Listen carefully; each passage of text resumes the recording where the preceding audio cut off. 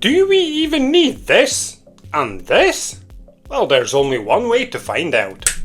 This is the cruiser motorcycle from Rocker that actually functions. Yes, it can ride. Even these two pistons are bouncing up and down while the bike is running. But can they do it without the wax and sandpaper? We will find out.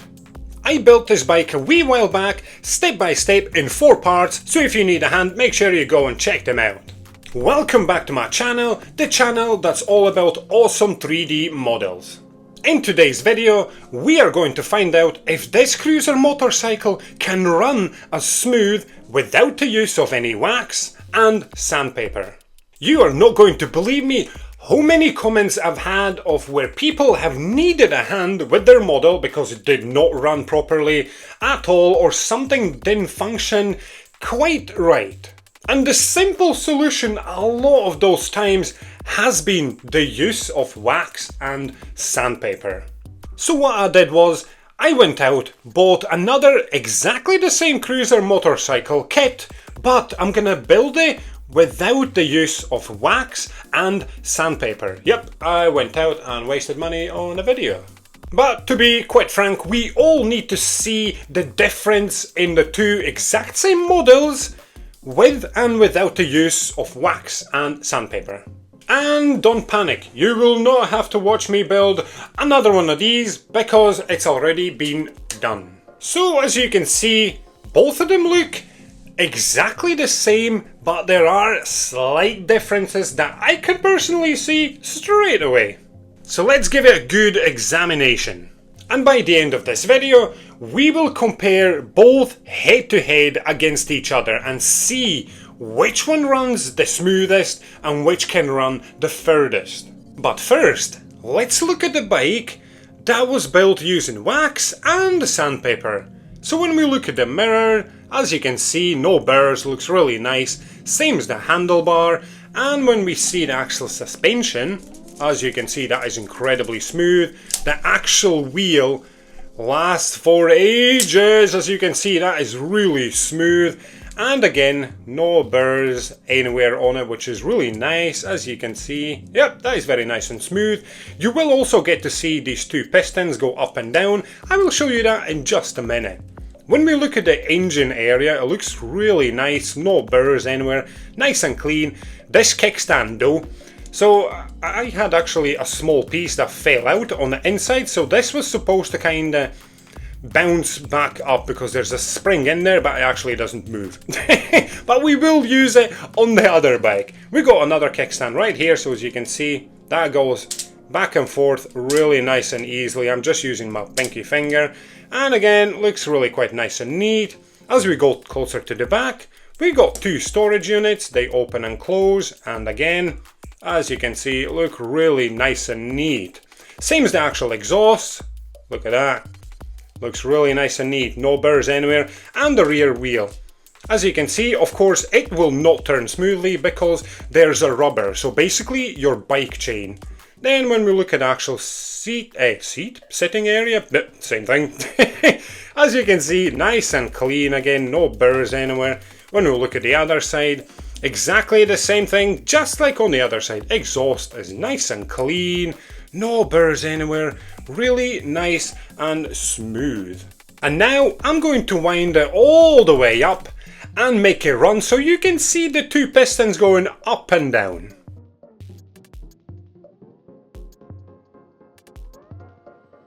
So the bike is ready to go. So what I'm going to do is I'm going to hold the rear wheel in place for now, push this forwards.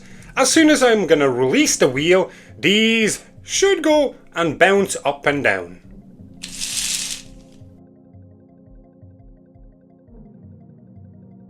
Yep, as you got to see that works perfectly fine, and the rear wheel is excellent. It's so smooth and so fast. So now it is time to go and test the bike that had not had the use of wax or sandpaper at all, not a single time. And I hope you're all ready for a right mess. So the first thing that I can see straight away is this burr right here. That is massive. I'm sure when you build the model, even if you don't use the sandpaper, you would break it off with your finger, hopefully. And then when you look around the actual pistons, yeah, that looks like a right mess. Let me get that closer. Look at that. Yep, that does not look right. And yeah, look at that massive burr right there. So let's go to the front again. Look at the mirror. Yep, and the same as the handlebars, loads of burrs. Let's look at the lights. Yep, nice burrs around there, a big one there. Burrs around there, here, right at the front. The other handlebar is exactly the same as the other one. And then when we try the actual springs, let's see, that works really nice and smooth. So that's at least something. The shock absorbers are pretty good. I can tell that it's a little bit tighter, but it still works. And let's see the actual wheel. Let's give it a spin. So that is not too bad. That's not too bad at all.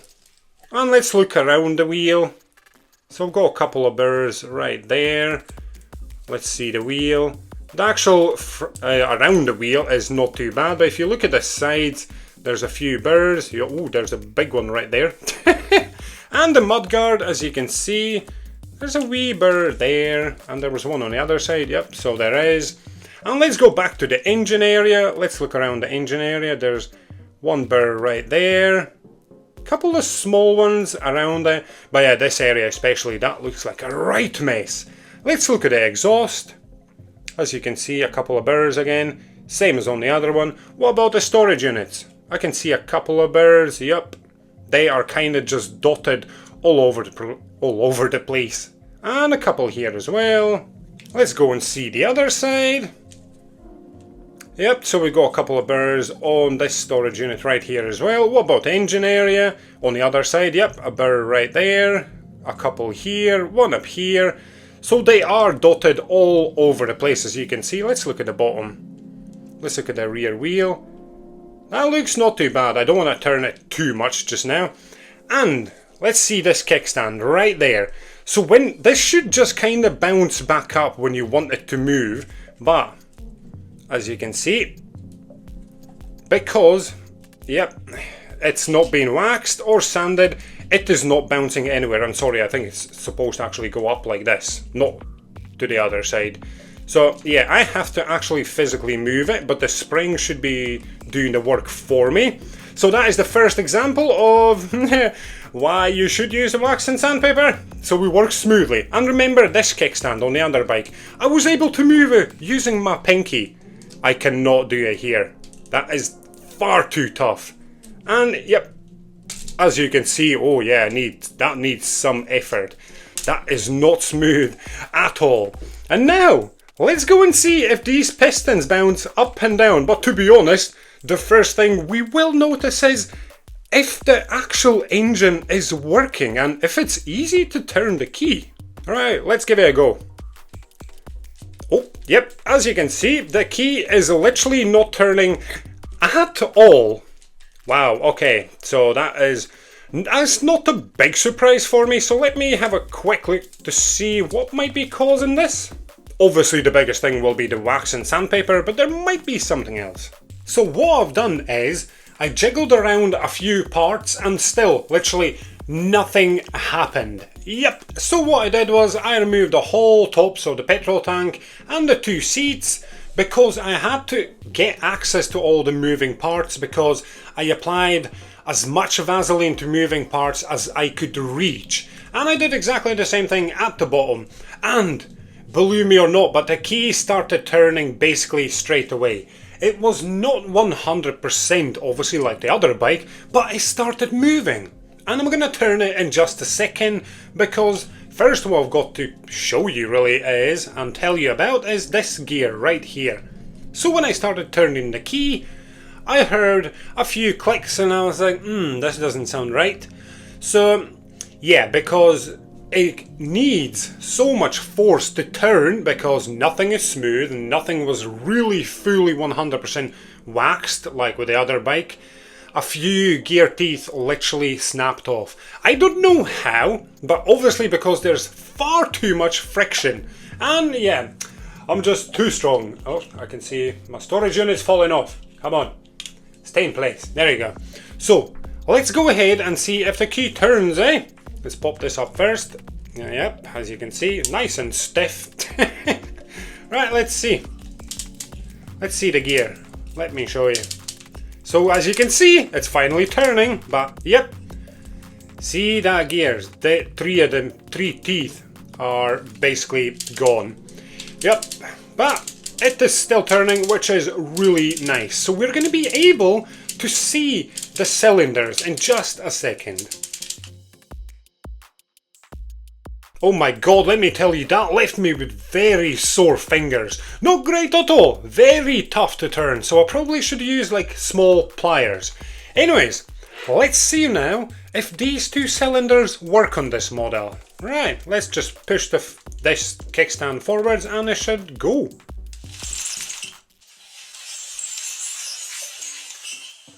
Did you hear that whistling type of sound? Yep. That indicates that there is so much friction in that engine, or even here in those pistons, because it should not make that whistling noise at all, and that is not good. But the pistons worked not too bad, especially this one. That seemed okay. That kinda, I think, got stuck towards the end, but they both work not too bad, to be honest. It's way better than it was at the start when we could not turn the key at all. Okay. Now all that's left for me to do is put this head to head with my other bike that's been done correctly 100%.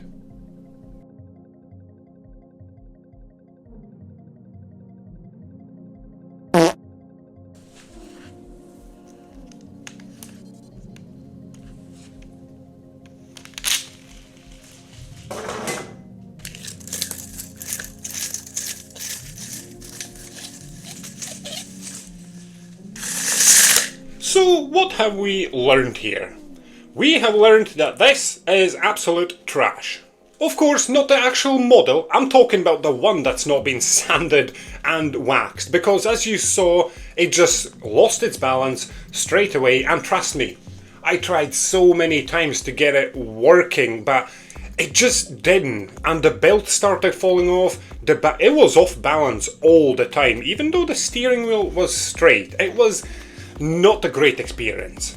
And don't forget the biggest thing, that is that this bike should not have worked at all, because I went obviously through some effort to put a little bit of wax in so it would go head to head with the good one, but to be honest it didn't make that much difference. But then when we do talk about this good one, as you saw, it worked so well. The distance it covered, it was amazing. So it went 2.7 meters, but the thing is it could have kept going another maybe 20 centimeters or 40 maybe, because it just hit my table and stopped, and then when I lifted it up the wheel kept spinning, which is amazing. And what this test has showed us is that you need to use wax and sandpaper. If your kit doesn't include wax, you can use beeswax, Vaseline, tea light candle, birthday candle for the gears, anything similar to that. If you don't have sandpaper, pop to your local DIY shop or hardware shop and just buy some. You even need to use the wax on parts that are touching and moving, even if it doesn't tell you that in the instructions. That's what I always do, and everything seems to work then perfectly fine. By the way, if you hear very strange noises, possibly that's because my cutie baby is strapped on me and he's just staring at me. Listen to the conversation. And to all of you who have made it this far in the video, I really appreciate it. Please make sure you leave a like for this video. It just helps a ton. And make sure you subscribe for more videos, and go and check out Rocker Models. I've got a link in the comment section and description, and use my promo code Martins15 to save 15% off on literally everything that they have. And just one last thing. Wax and sandpaper is not just for the mechanics of the model, it's actually for the looks as well. As we've seen already when we compare the two bikes side by side, there's big differences. So yes, just use that sandpaper, sand off all the burrs and all the parts that need to be waxed, and everything's going to be amazing. You're going to save frustration, time, and possibly money, because you might have to buy another kit or order spare parts. Nobody needs it. You need to do it correctly. And I so hope you have all enjoyed this video. So thank you so much for watching, and I shall see you all next time. Bye for now.